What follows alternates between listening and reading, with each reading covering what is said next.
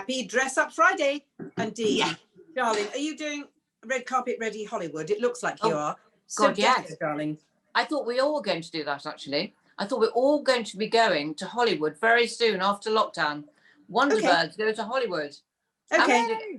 Have you seen this Art Deco coffee set? Ooh. My darling mum. Oh, this. wow. Yeah, it's gold, not completely gold, but it's Solid. so lovely. It really is real Art Deco. So And darling, you can make a Dee, little fascinator out of it, I think. Dee, I'm I going don't to. think it'll be Hollywood. I think it'll be Cricklewood. No, just saying. You're absolutely right. Now, Definitely Debbie, you look Cricklewood. very glamorous, darling, with that fur. But where are you, please? Well, I am in my daughter, who is part of my bubble. I'm in her sort of like loft because I'm actually doing a radio series at the same time, working with our lovely friend Lee Wrigley, playing his mummy. Oh, fabulous.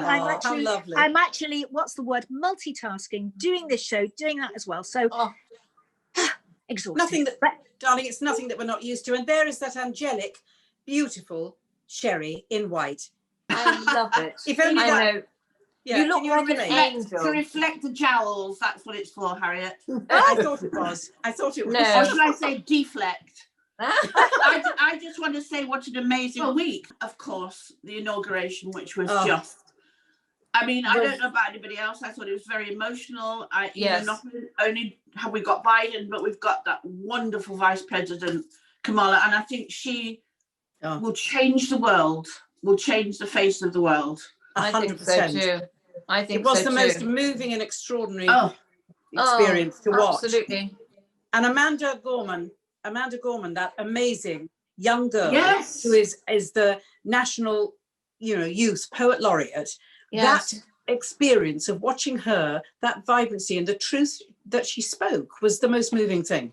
It was, I know, and such beautiful. confidence at that Yeah. age. Thinking where she was standing and to have the confidence. I mean, when I was 22, I was a silly little girl who couldn't even, put my knickers on straight. Let alone. I don't Nothing believe has that, changed. but I know what you mean. I Nothing has loved changed, what Lady Gaga wore. Didn't she look amazing? Yes. And when you say Incredible. about a fascinator, Harriet, I know exactly what you mean, Debbie, because did you see that brooch? She It was had a dove of peace. The dove of peace. Yes, beautiful. I mean, the whole thing was, Amazing. as you say, completely stunning, wasn't it? I mean, It was. just gives you I hope didn't somehow. see Tom Hanks do the thing The afterwards. evening. He was, apparently they said he was absolutely frozen. Yes. Because it was so cold. And you could see him like, don't you think it was very but I love him anyway. I think he's fabulous and he can do no wrong. Many years ago, when working on Hollyoaks, I was doing an outdoor scene and it was 30 degrees below freezing or something ridiculous, one of the coldest days we'd ever had. And I was standing in a garden centre and I was given the immortal note by a director, which was, "Can you act warmer?" That's so funny because, as you know, I just was filming before Christmas, which I'm not allowed to talk about yet, and we were on a green for the whole evening, freezing, and me and another colleague were tap dancing to keep warm when we weren't being filmed. do a quick time step, it'll do it every time. 300 years ago, when I did Carry On Behind at Pinewood in the back lot, we had bikinis on, and Carry On's always filmed in March. And then we had bikinis on and we sat and the grass was mud, that much mud. So our feet were buried in mud.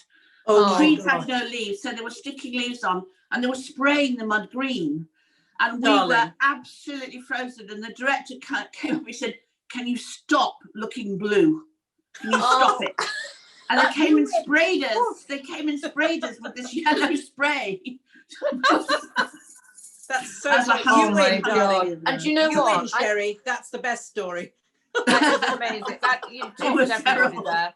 Well, I would like to say, with the River Dee bursting its banks all over the place, people must be actually up to their knees in mud, mustn't they, Sherry, throughout the country? not Sherry, sorry. And I have to say, I know it's got my name on it, but it's nothing to do with me. Dee, it sounds like a euphemism if you've burst your banks, dear. Can you sort that out? Thank you. Burst your We're all bag. bursting our banks at the moment, aren't we? Speak for yourself. We No. have got, Sherry, who have we got coming in today? We're so excited. This is one of my favourite men. If actually the most favourite man in my world, and he makes me laugh constantly. It is the wonderful Eamonn Holmes. Hi, Welcome. And there you are. Look at you. How lovely to see you all. Oh, Lovely to see you. Now, listen to me, Eamonn Holmes. Yes. I first met you when I first went into the street in 1993. Yes. It was at the V&A Hotel, Yes. and we were having a party. You probably don't remember any of this. And this beautiful young man came in, and they said, "That's Eamonn Holmes." I went, and I fell in love with you then. And I've always told Ruth, I'm waiting for the day that she leaves you. I know you're 10 years younger than me, but that's okay. We can get over that. Yeah. But when Ruth goes, I'll be there. But I'm not Straight. 10 years younger than all of you. There are parts of you that are younger than me. So, you know, so it would even up. Anyway, she says that, ladies, she says that, but she hit upon my brother, who she didn't know was my brother. Brian. She did No. on a cruise ship. She says that she pretend, but she must be drawn to the sort of look that Pete Holmeses have. No, Yes. I did. I remember meeting Brian, and Brian and I had a really good time together. Yes. That's for And another then- show, I think, darling. That is for another show. And Eamonn, don't worry, we do have security, and we will talk to Matron, and we will make sure that Sherry has her meds. Thank you, Harriet. That's lovely. Oh, But what are we my going to goodness. talk about? What are we here for? What happened? Do you know, Eamonn, that was when you first started GMTV, wasn't it? You're right. That would have been 1993. It started. You're absolutely right. And and I suppose the world changed a lot for me. I was always busy, but I was doing sport really prior to GMTV.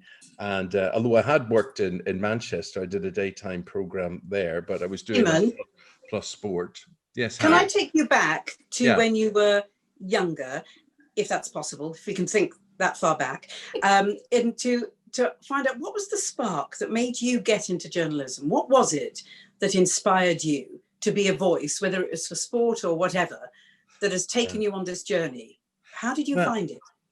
It was, I suppose, a result of the troubles in Northern Ireland, because it meant that people of my generation, my age, you had a choice. You could be outside and get involved, or you can just stay indoors and watch TV, which is what I tended to do. And that's why, Dee, being in your company today, I was a real TV buff, a real student of TV. And the great thing about TV and programs like your mum and dad made, like Thunderbirds or Captain Scarlet or Joe 90, they transported you. They absolutely took you away from reality. And our reality wasn't good, just wasn't good, you know. And to watch, you know, this is the voice of the Mr. Ons. We know you. That was really good, Eamonn. Yeah. Eamonn, yeah. I have to say, can I just ask you, if we make a live action Captain Scarlet, what part would you like to play? Would it be the title role or a baddie? Well, initially I thought, you know, when I was a kid, I wanted to be Captain Scarlet, because he was so cool and he had that international accent. He hadn't got, you know, it was like semi-American. And but truthfully, now I could be Captain Black. Oh, I knew you were going to say that. Or I could be Colonel White. I could be Colonel White up in the sky. You could be any of those, Eamonn. Yeah. You could be any of those. And do you think Ruth would be one of the angels? One of the bad angels. Never. I think that she'd look so cool in that white jumpsuit flying a plane, don't you? Oh, you don't know her. Eamonn, what was your very first job as a journalist? And I understand you did some DJing. Yeah, that was interesting. Well, you see, the thing is, I was very, very lucky at when I finished journalism college at 19. I would be in my journalism class, and you know, they would go around the class and they would say, "What would you like to do? What would you like to do?" And people would say, "I'd like to write for the Times. I'd like to write for the Guardian. I'd like to," you know, what a crap this is. You know, I'm thinking, I want to be a TV reporter. Because of the troubles, I watched the TV news reports, and I wanted to explain very much why this was happening in Northern Ireland, and such atrocities and such anger. I mean, there's anger in the world now, but I mean, I was in this cauldron of anger. And yet the thing about Northern Irish people, they've obviously more in common than they have that divides them. And we're a strange people. I'm very, very proud to be from Belfast, from Northern Ireland. And I wanted to explain. I sort of just wanted to explain, because I know if you were from Yorkshire or Lancashire or Cambridgeshire or whatever, you think, well, what are they doing? Why are they fighting like this? What's going on? And it was complicated to explain. But I said to my lecturer, look, I want to be on the telly. And I remember in unison, the class laughing at me, right? You know, I said, I want to be a reporter on the telly. Anyway, I had the last laugh because I was working as a reporter on a building magazine. This was the most boring job in the world. So this was, I had to date on this, Debbie, on this building magazine. I had to say, there is a school being built in Cookstown. They require 10 million nails, 4 miles of corrugated iron, whatever.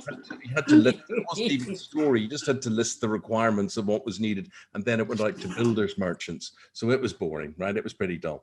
So the phone rang one day, and it was my journalism lecturer. And she said, you always said you wanted to be on the telly. And I said, yeah. And she said, well, there's a job going at Ulster Television for a farming reporter. And she said, they're looking for people to do auditions.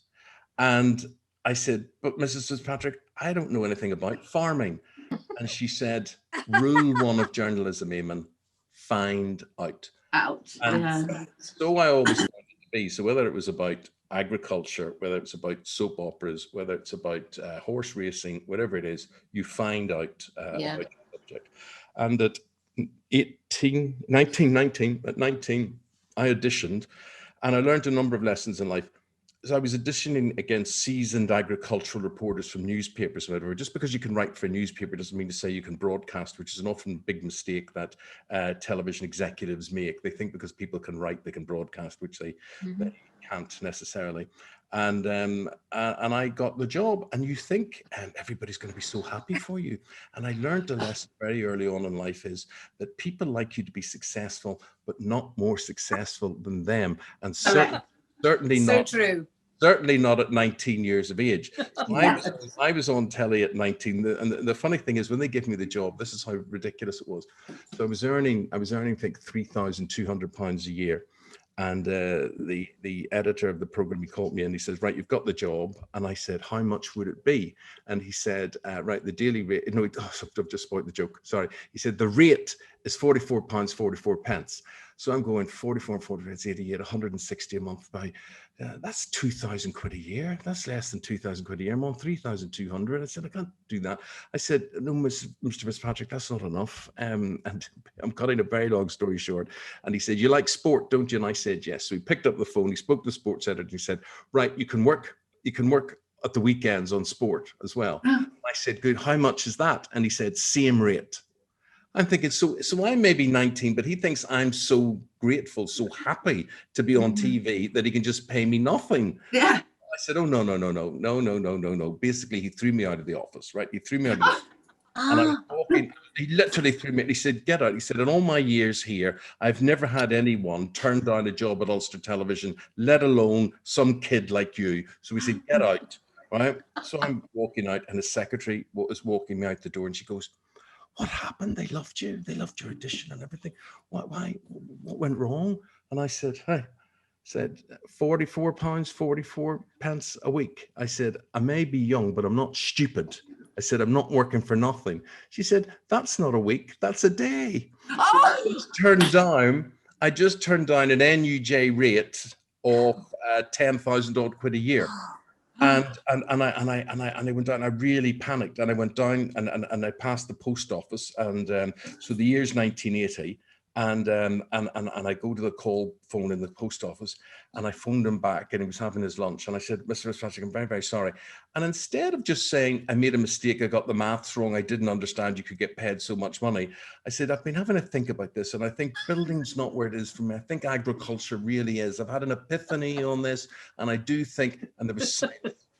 And he said, you start on Monday or you don't start at all. And he put this was a Friday, and I had to get out of my other job, and they were furious. They were absolutely furious. there it was. And at 19, I was on the telly. I was a farming reporter and I was a sports reporter. And then years later, this best thing in my whole life ever happened was that Gloria Honeyford decided she was going to Radio 2 in London, and it left a vacancy. And at 21 years of age, I was going to the BBC. The BBC had asked me to be a current affairs reporter. And the bosses called me in and they said, what's all this nonsense about the BBC? And they would pour you whiskies. This was like lunchtime. They pour you whiskey, Bushmills. I don't even drink, right? So I'm drinking these whiskies. Do you want a cigar, Eamonn? Do you want a cigar? And it was lovely. I mean, alcohol ruled everything. And I said, what's all this nonsense about the BBC? You don't want to go there. You don't want to go to the BBC. And I said, well, they're offering me a very interesting job in current affairs. And they said, well, what would make you stay here? I said, nothing. There's nothing that made me stay here. I said, nothing at all. Thank you. I've had a good time, but there's nothing here. I said, well, with the exception of Gloria's job, but you know, and they said, right, it's yours. Now, here we did it. And they give me an hour-long tea time program at 21 years of age called Good Evening Ulster. Oh my! And how long did you do that for, Eamonn? Gloria's job. Did I do it before? What? No, how long did you do it for? I did it for 6 years. 6 years, and then I went to Manchester. I was so it was all happened very early for me. I was one of these people that you know, very early in my life I got to do lots and lots of things, and I was in great demand. So by the time, Sherry, you met me, I was a bit of a veteran already. You were, yeah. Yes. Yeah, on live TV, I think. So it was live. It was always live stuff that I was being hired for and employed for. Yeah. So Eamonn, when did you get to Surrey? When did I get what? To Surrey. Oh, to Surrey. How did you get here? Well, how to get here? Yeah. Well, as usual on TV, you get the sack. So I was working away in Manchester, and I thought, well, Manchester's brilliant. Manchester, you know, I just thought I could live there forever. And I was doing loads of programs from the BBC in Oxford Road in Manchester, and everything was going very well. Then a new boss came in, and then what you realize with TV is that bosses really don't care about the viewers. They only care about themselves. So what they do is they say, right, I'd like to do this program and that program, and I'd like to hire Sherry Houston for this. And they go, well, you couldn't afford Sherry Houston. And they say, well, where do we get the money from? Right, good. We'll get rid of that program and that program and that program, and that gives me that pot of money, and then I can do what I want. So so it's like a big train set for executives. You know, they do what they want. So basically, my life was over. I was married in Manchester. My first son was born in Manchester, and then I was completely. This is the thing about being freelance, which the Inland Revenue fails to recognise that any of us are freelance. They all think they're sort of staff jobs, but so basically, I was, you know, one child, another child on the way, living in Manchester, unemployed, completely nothing. So I decided to go to London and pick up bits and pieces as a sports reporter. And my wife then, at the time, she said to me, look, I don't want to live in England. I don't want to live in London. I want to go back to Belfast. So I was very noble, and I said, yeah, okay, you go back to Belfast. And obviously life was cheaper in Belfast, so it was more affordable. Even though I wasn't earning, you could buy a house. And I said I would commute. So I worked very, very hard for a very long time. But then that led to estrangement, really. It didn't work. You know, it's very hard leading a long distance relationship. And sadly, that came to an end. So now I was in London. I was working, and I was working for BBC Sport on breakfast news in the morning. ITV came in for me and said, actually it was Desmond Lynham. Des Lynham was offered the job at GMTV, and they said, Des, will you do this? And he said, no. And they said, we'll pay you anything you want. He said, believe me, you don't have the money to pay me to get up at 3 o'clock in the morning. And they said, well, what are we going to do? He said, I know a young lad. He said, I know a young Irish guy who's very good. He'd be worth looking at. And so they eventually they put me in at GMTV instead of Des, and that was that. That was and me. You were there quite a long time at GMTV, weren't you? You spent a lot of your life there. A lot of my life there. Certainly about 13, 14 years there. Yeah. But I spent the same amount of my life at Sky. A lot of people forget that I did Sky News, you know, for the same amount of time. Yes. Eamonn, you've had the most incredible career, but I'm going to take you to another passion of yours, about your dog, Maggie. Yes, Maggie. What is Maggie? I know she's a dog. Very good. Well, I'll just get it. Oh, we're going to see Maggie. Ooh, lovely. Not actual. No, Maggie's so small. I don't know. She'd be out barking at the postman or something. But basically, that's Maggie. Oh, she is divine. Oh, She's Oh like, my God. Oh. What is she, Eamonn? What is she, Eamonn? well, this is a very good question. As you see, she's a bit of a performer. She smiles to camera like Basil Brush or something. yes. She's like a little puppet that you would work from behind. But she's a rescue dog, right? So Oh. Yeah. I got a DNA test done on her, and you send it off to America without a picture. And it comes back and it said, Maggie is 70% border collie, which you can sort of see. Yes. There. Yes. And then it said she's 1% corgi, 1% terrier, whatever it is, and 27% No. dachshund sausage dog. So she's a cross between a border collie and a sausage dog. So She's divine. Oh, So is she very long? Gorgeous. she's about the size of a fox. She's like a black fox. That's the size. Lovely. That's the size she would be. has she got There- little legs? There's me, just looking at her. Oh. Oh my God. Unchanged, How darling. When I was lovely. watching Unchanged. Captain Scarlet and Thunderbirds, that's what I looked like. That was then. Oh, how lovely, Eamonn. Oh, talking Oh. about pictures, Eamonn, there's Yeah. been something very recently that's been online that you put a picture up of your first car.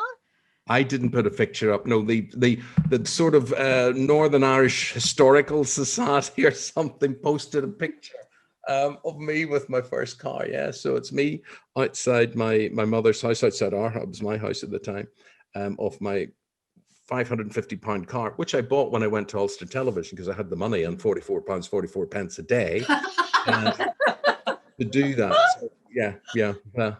That was. Oh, that was you there. looked very James Bond, darling. Because we're actually showing it now, and it had a very interesting comment, didn't it, from somebody? Yes, Mm. there were a few observations. I think I had a pack of Treber mints or something in my pocket. But That's what you say. that's what I Yes. said. That's what I said. Just pleased to see us. These are my three. Oh. This is Declan here. He's the eldest. This is my princess Rebecca, and Oh, this is Niall, who works Oh. with me Yeah. now. oh. I keep hitting that microphone, and then that leaves Ooh. family album. So here's the baby. Lovely. That is Jack, who's now 18, and he's following in the family footsteps. He's studying to be a journalist, so he is. So Wow. Wonderful. all the kids are big Man United supporters. They didn't really have any choice in that, but that's No, not at all. Oh, my mum would have loved you. She was absolutely crazy about Man U, to the point where she used to wear the scarf watching telly. yeah, of course. No. Yeah. Do you Yeah. know, There the wasn't thing a about Thunderbirds lockdown- puppet that was Manu, was there? There wasn't a. No, because she got into it about 30 years ago after the created the characters, but she was fanatical about Man U. That's all that mattered in her life. Yeah, that's why Captain Scarlet was called Captain Scarlet, because he had the red. Yeah. He was wearing that. Oh, really? That's right. Eamonn, did you have the toys? The of Captain Scarlet. Of all any of them? Oh gosh, yeah. Yeah. You know, SPV vehicles, whatever. Dee will be able to tell me all that they are, but they were things. They were corgi, dinky toys that you would get at Cloud Base. They had a Cloud Base which controls all the Captain Scarlets, Indigos, Blacks, Browns, all that sort of thing. Yeah. And but the thing was, Dee, I was always just slightly too big for a uniform, so I couldn't get a Captain Scarlet outfit. I was just slightly too. I think we need to get him Oh. one. I think I'll the get you one now, Wonderbirds- Eamonn. the I'll get you one Wonderbirds now. need to create an outfit for you Yeah. to come back We in, will. please. I Will you will. come back? Oh, I go back in. Eamonn, was Thunderbirds and all of Dee's father and mother's things, did it mean a lot to you in your young life? Was it great for you to go away and watch all that? I went back to film at my grammar school for Songs of Praise, and I did an interview with my drama teacher, and I said to him, "What do you remember about the young Eamonn Holmes?" And he floored me with his answer, absolutely sort of paralyzed me. And he said to me, "Oh, I simply remember you were much happier being someone else than you were being yourself." And I actually was a bit taken aback by this. And I realized it to be true, because I think for any of us, you guys, you know, in the acting world as well, Harriet and Sherry, there, you become a character. Maybe we dream about things, but I probably am more comfortable playing a role than I am being myself. I like to think I am myself, but I do like playing roles. And TV was such an escape thing. And Dee, you know, what your parents created was sophisticated beyond belief, futuristic beyond belief, on the lines of, I think, Star Trek, where people talk about the original Star Trek series and whatever. There was this world, and it was a world full of ideals, and it was a world full of aspiration, and it was good against evil, and it was very, very good from a moral point of view to see what existed there, and just incredibly sophisticated as well. And to the point where I think those sort of programs don't get the credit and the appreciation that maybe they should do. But a whole generation all of us, inspired by what was actually there. So, you know, to escape with that, to wait for every Friday for Captain Scarlet or Joe 90 to be on the television was an incredible thing. So yes, Sherry, in answer to your question, I would have had the toys, I would have had the aspiration, and all of those programs and programs like them for me would have been escape. And in answer to Harriet's question, it probably was an escape from the grim reality of everyday life. And I can't really explain to people what it was like growing up in a war situation, as it was in Northern Ireland, you know, and for certain areas in Northern Ireland.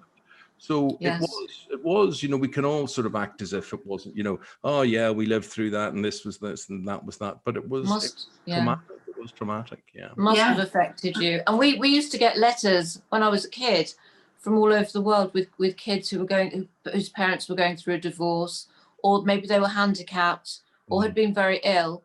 And there was one guy, an Indian guy, that came over as a kid. He was 8. And he said the first thing he saw when he came over, he was in hospital with, they said, an incurable disease.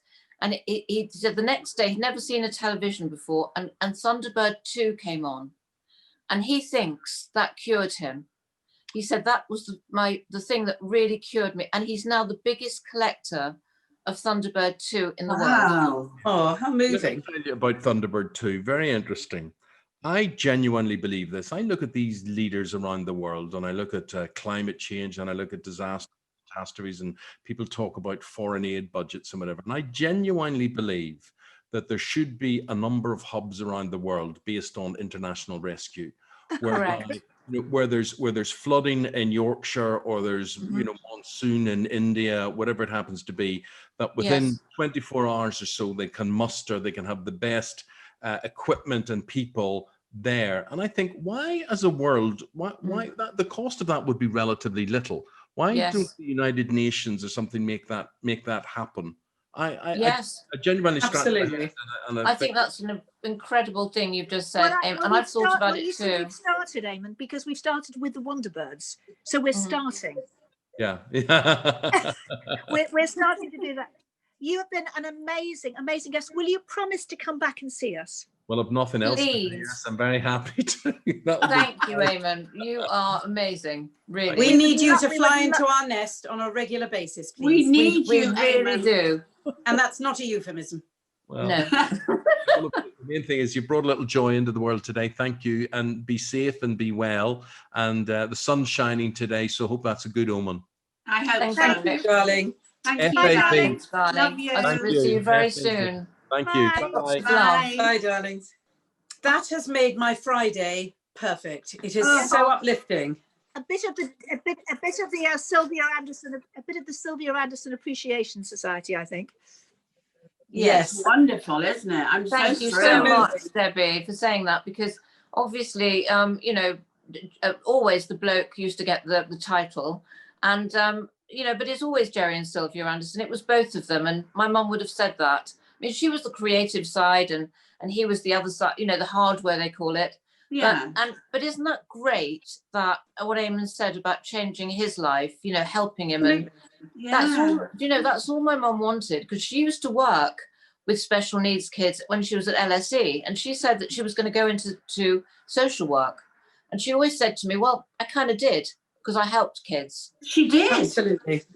Yeah. Well, listen, tomorrow we've got a lovely Richard show, and unfortunately, I can't be with you tomorrow, girls. Okay. And so Okay, my darling. it will be very weird not to be with you. And you'll But be have with a us lovely in spirit, weekend. darling, spirit. It's the first show I've ever missed, so I'll miss you all. But I'll miss see you. you on Monday. Miss you, darling. Bye. We'll see you Monday. Thank you. Bye. Bye, darling. Bye. See you all tomorrow.